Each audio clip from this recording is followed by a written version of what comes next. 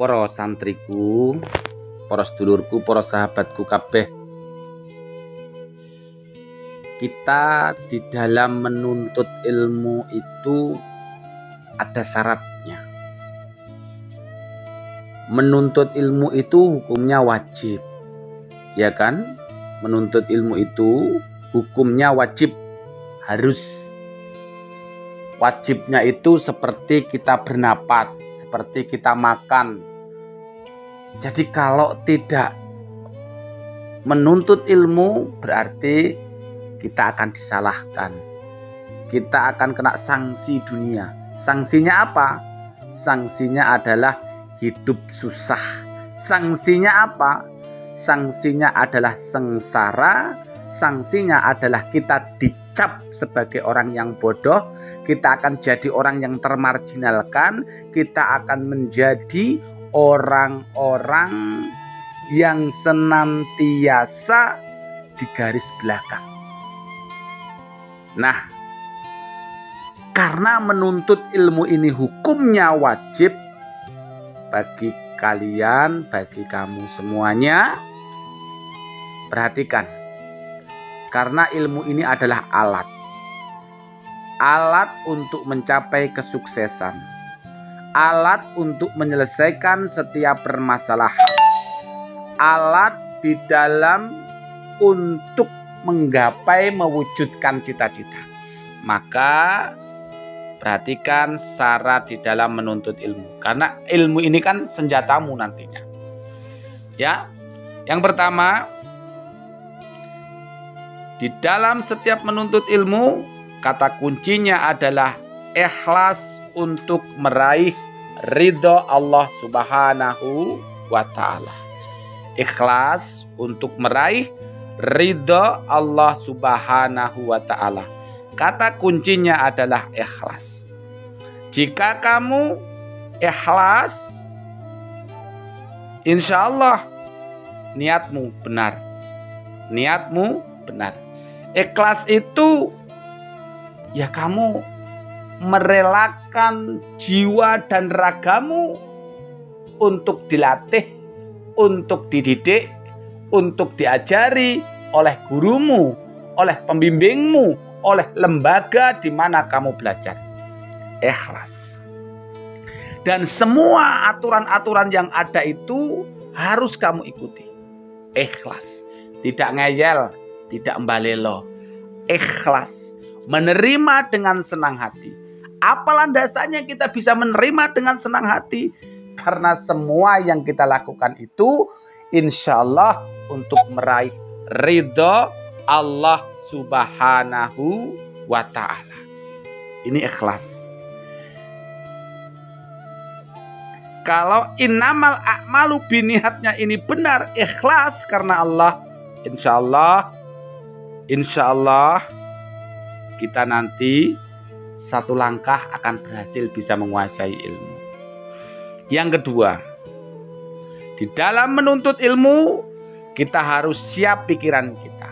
Kita harus siap hati kita. Kita harus siap jasmani kita. Kita harus siap harta kita. Kita harus siap waktu kita. Siap pikiran. Pikiran itu harus bisa diajak berpikir. Karena ilmu itu tempatnya ada pada di dua. Satu, di pikiran yang sehat, pikiran yang baik, saraf yang bisa terkoneksi.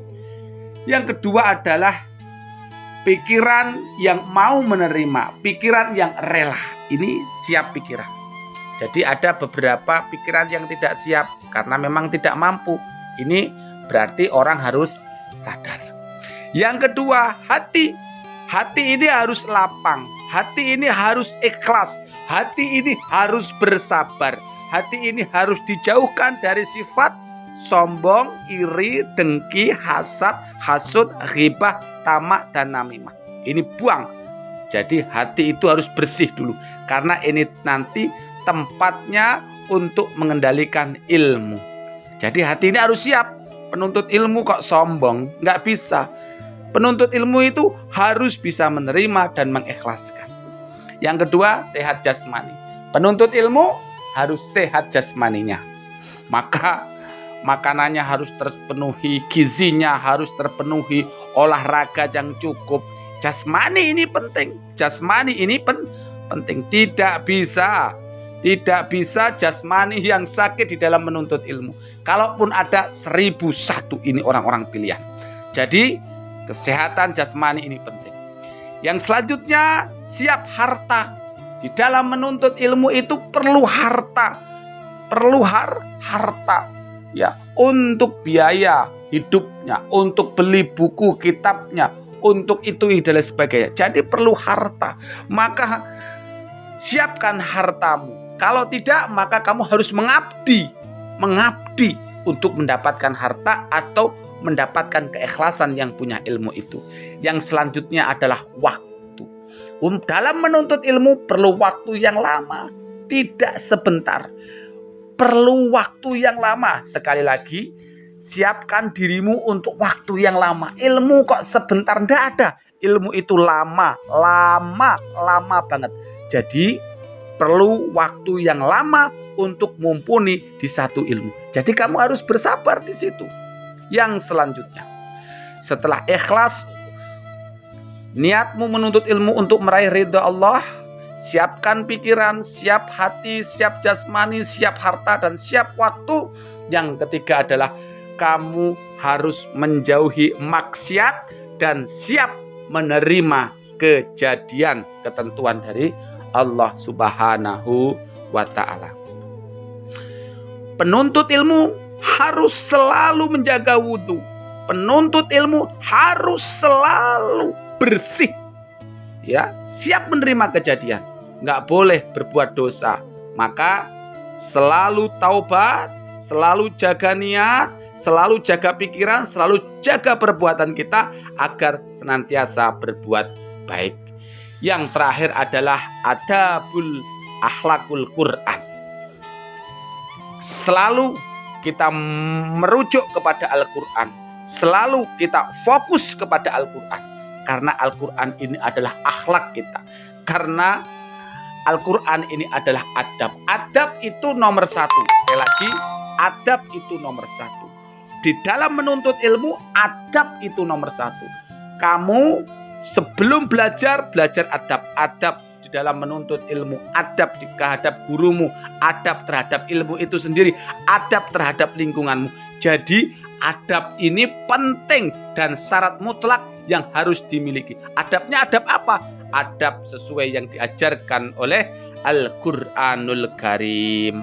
Jadi para santriku, sahabatku, sedulurku kabeh, yuk, kalau kita bisa memenuhi syarat itu tadi yang Abi singkat dengan isma, ya, yang Abi singkat dengan isma tadi, insya Allah Allah nanti akan memperbaiki kehidupan kita. Insya Allah Allah nanti akan memberikan kehidupan yang terbaik kepada kita dengan ilmu yang kita pelajari. Insya Allah ilmu itu nanti kita akan bermanfaat bagi kita. Karena apa? Karena semua butuh ilmu. Dan untuk mendapatkan ilmu itu perlu yang namanya syarat. Syarat tadi harus dilakukan terlebih dahulu. Maka jangan lupa syarat harus dilakoni supaya kita mendapatkan ilmu. Para santriku, sahabatku semuanya, ingat, kita hanya ikhtiar, kita hanya berusaha saja. Yang membuat kita cerdas, yang membuat kita pinter, yang membuat kita paham, itu adalah Allah Subhanahu wa ta'ala. Maka barang siapa yang dikehendaki Allah untuk menjadikan orang baik, maka dia akan difaqihkan, akan difahamkan oleh Allah Subhanahu wa ta'ala.